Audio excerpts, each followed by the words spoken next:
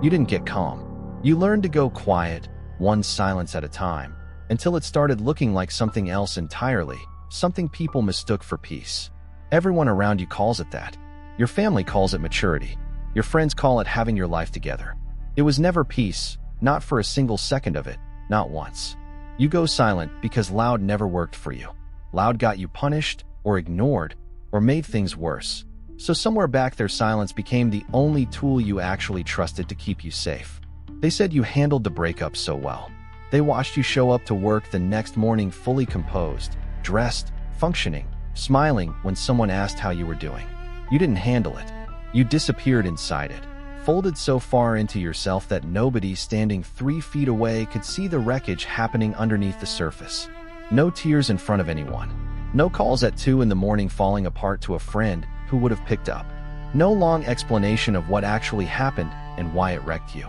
Just a version of you that stopped reacting the way a person in real pain is supposed to react, because reacting felt like a risk you couldn't afford to take again. People admire that version of you. They call it strength. They tell you they wish they could handle things the way you do, so effortlessly, so quietly, like none of it touches you at all.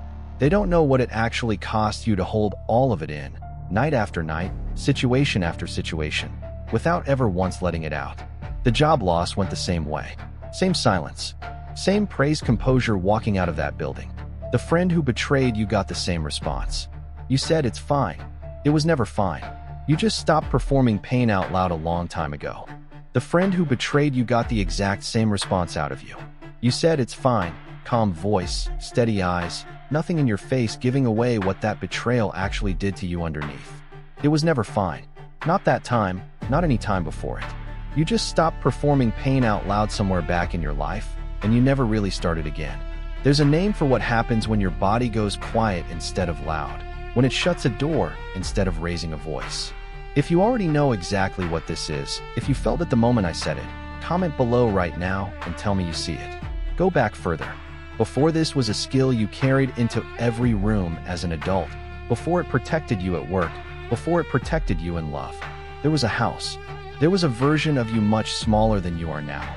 And there was a voice in that house that got loud before anything else did. You learned the sound of that voice before the shouting even fully started, the shift in it, the warning underneath it.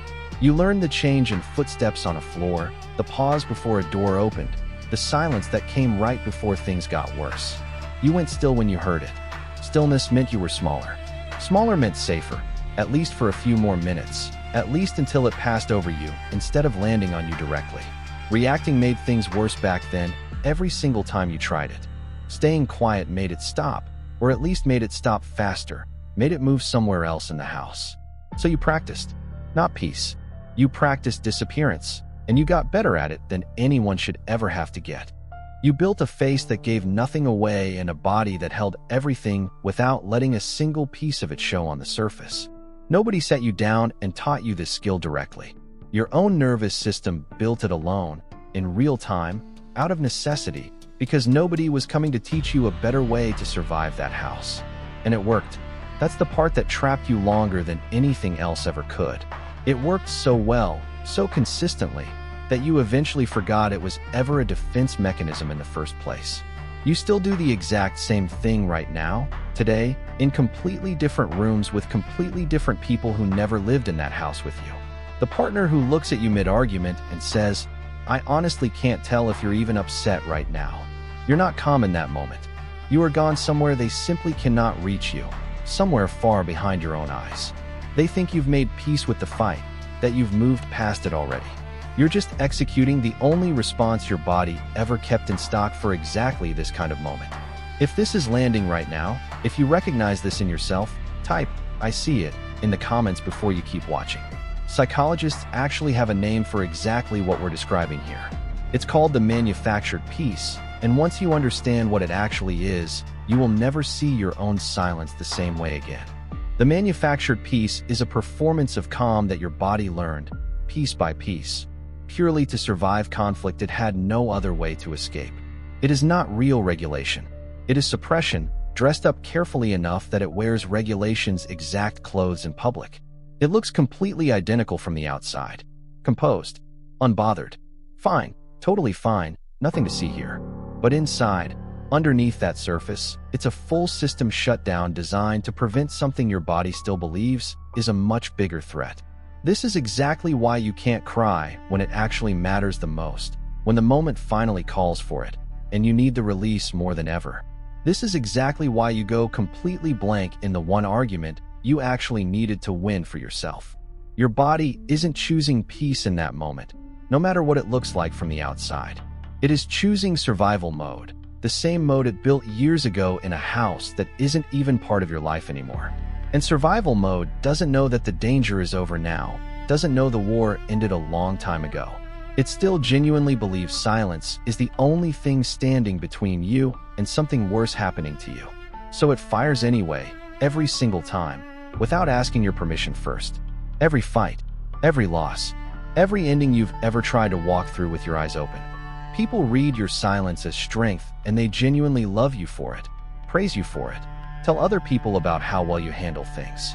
They never see what that silence is actually replacing underneath the surface, what it's quietly standing in for every single time. The rage you never got to have out loud.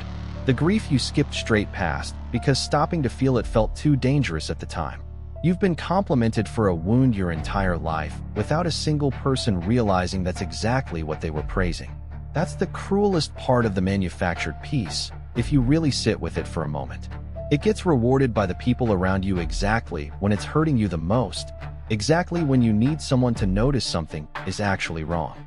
You start to believe the story yourself eventually. You start to believe you really are just naturally chill, just built different, just wired calmer than everyone else around you. You're not chill. You're rationed. You're managed.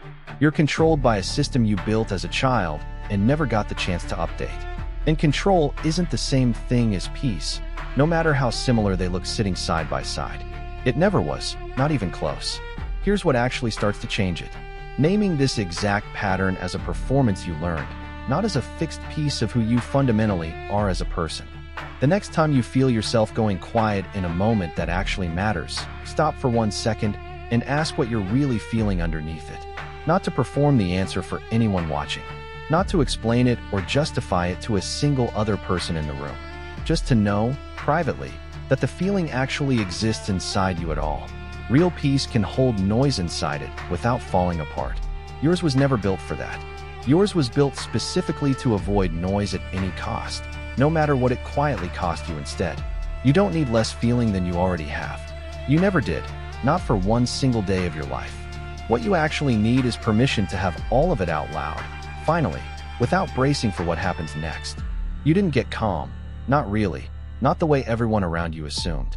You got trained, carefully and completely, by circumstances you never chose for yourself. Now, for the first time, you actually get to choose something different. Somewhere back there, someone taught you that quiet was the only safe response available to you. They were wrong about that, even if they never meant to be. You were just a kid trying to survive one specific room in one specific house. You are not in that room anymore, and you haven't been for a long time now.